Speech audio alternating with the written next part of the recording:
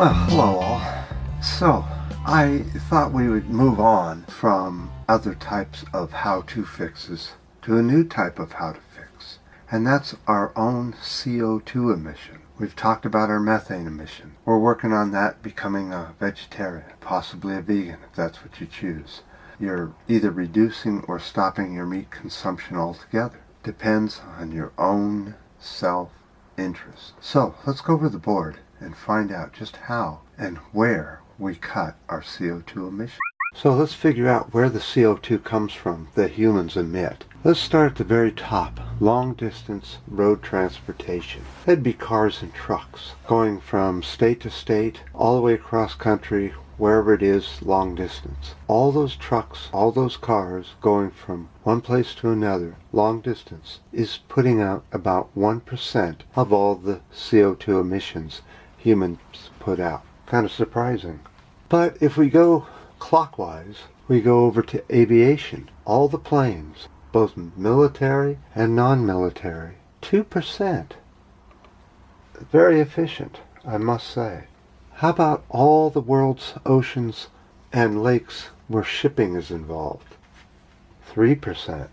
Now, this one will come back to this electricity variable. That's another subject that belongs sort of over here. So let's move on to cement, concrete. 4% to manufacture, transport, pour concrete adds about 4% to the CO2 count. Iron and steel manufacturing. Now you would think that that would be a huge amount. Just 5%. Now we're going to get into some bigger areas. And that's short distance transportation. So that's your commutes. All over the planet we're seeing more and more commuting. And this number keeps going up. So by people commuting, just the getting in your car, driving back and forth, that's adding 11% of the CO2 count. That's a lot. Now you know where is a good spot to try and reduce your CO2 footprint. That's a good spot. Short distance transportation. Short distance truck transportation is 5%. Not much we can do there.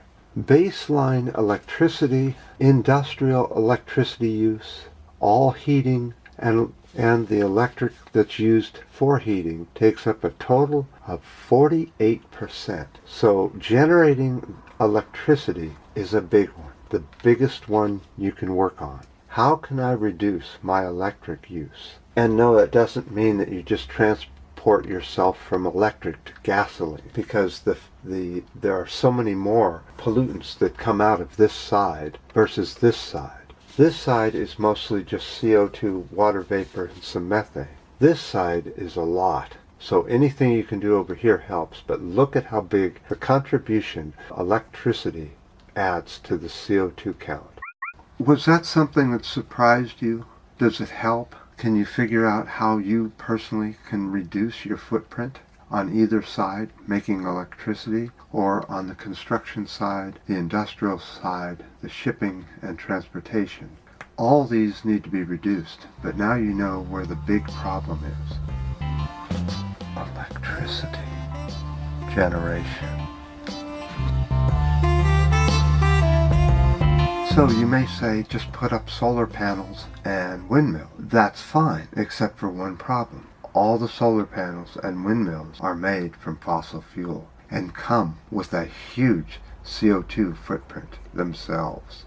I'm not trying to show that we're in deep trouble. I'm just trying to show where you can help the problem. The more each and every individual helps in their own way is going to slow the increase of CO2. And believe me, if you look at the CO2 counts, let's go there now, you will see that we're quite a bit higher than just last year at this same date. Kind of a short video. Busyness is coming in. I wanted to get that out. Next video will have a conversion from meat to vegetarian vegan part in the video. But until then, I appreciate all the ups and downs and your new subscribers and the excellent comments, and until next time.